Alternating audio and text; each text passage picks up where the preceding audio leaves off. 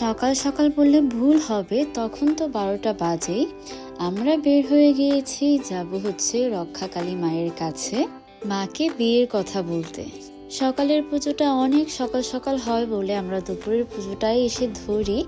আর পিউ ছিল উপোস, ও অঞ্জলি টঞ্জলি দেয়। আমি সকালে ঘুম থেকে উঠেই চা খেয়ে ফেলেছিলাম। এরপর খুব সুন্দরভাবে পুজো পর্ব শেষ করে আমরা মন্দির থেকে বের হয়ে গেলাম। কিছু টুকিটাকি জিনিস কেনার ছিল ওই দিকটা থেকে। এই তো প্রথমে আমরা দেখছিলাম প্রদীপ, যেটা হচ্ছে বরণ করার জন্য লাগবে। তারপরে হচ্ছে খৈদানের কুলোটা নিতে হবে। বড়গুলো বাবু কিনেছে, খৈদানের জন্য একটা ছোট কুলোই দেখছিলাম। আর কুলো কিনতে তো কুলোর ওই রাম লক্ষ্মণ সীতা রিচুয়ালটা করতেই হবে, মা বলে দিয়েছিল।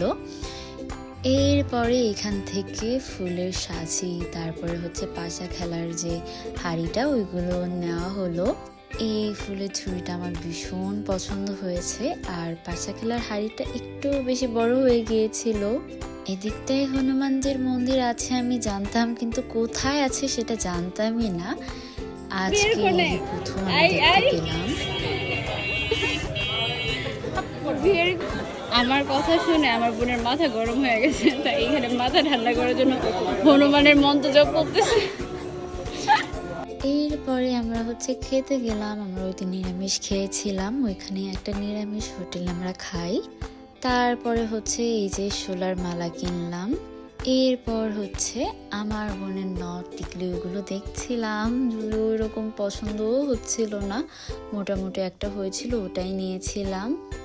আমাদের এইসব কিনতে কিনতে একদম সন্ধ্যায় ঘোর হয়ে গিয়েছিল। তখন মন্দিরে পুজো হচ্ছিল, আমরা এর মাঝে একটু মন্দিরেও গিয়েছিলাম। আর সকাল থেকে একবারও চা খাইনি বলে আমার ভীষণ চার ক্রেভিংস হচ্ছিল। তারপরে এই তো কফি নিয়েছিলাম, কফি খেলাম, তারপর আমার একটু শান্তি শান্তি লাগছিল। এরপর হচ্ছে আমরা গাছগুলোটা দেখছিলাম, এটা মোটামুটি ভালো লেগেছে। তবে ফাইনালি আমরা হচ্ছে পেতলের গাছগুলো নিয়েছিলাম। দেন এবার হচ্ছে ফাইনালি আমরা ব্যাক করছি।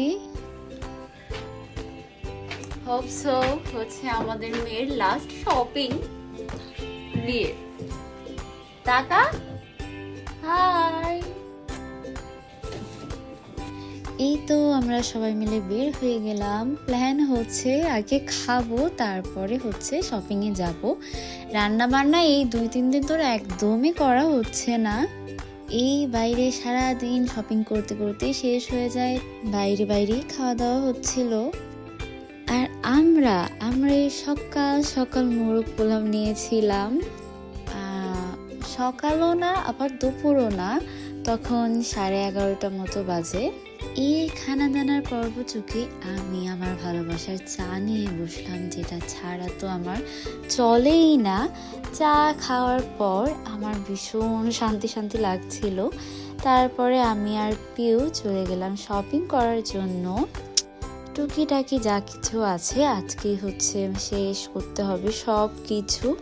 প্রথমে গেলাম ওড়নাটা কেনার জন্য, বিয়ের লাল ওড়না।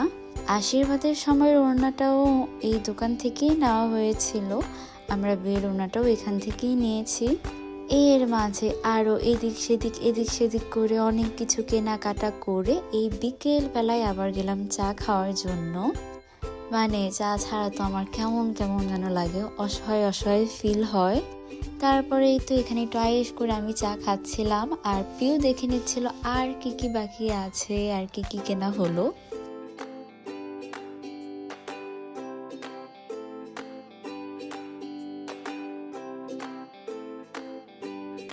এরপর ফাইনালি চলে গেলাম আমার জুতো কেনার জন্য।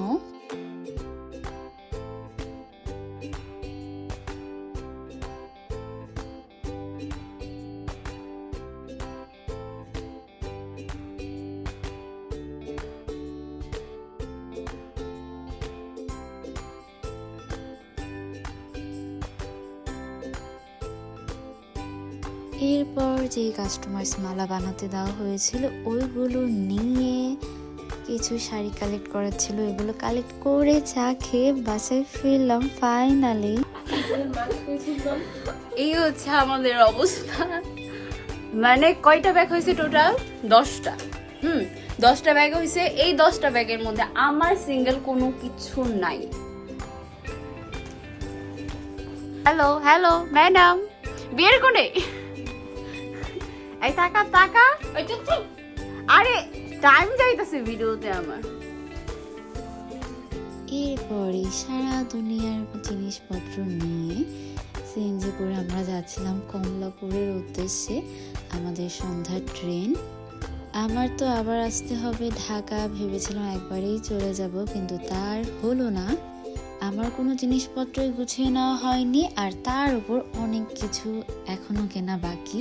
তো চলে আসলাম স্টেশনে, বাবা আমাদের নিতে এসেছিল। যাই হোক, bye for now, see you in the next video.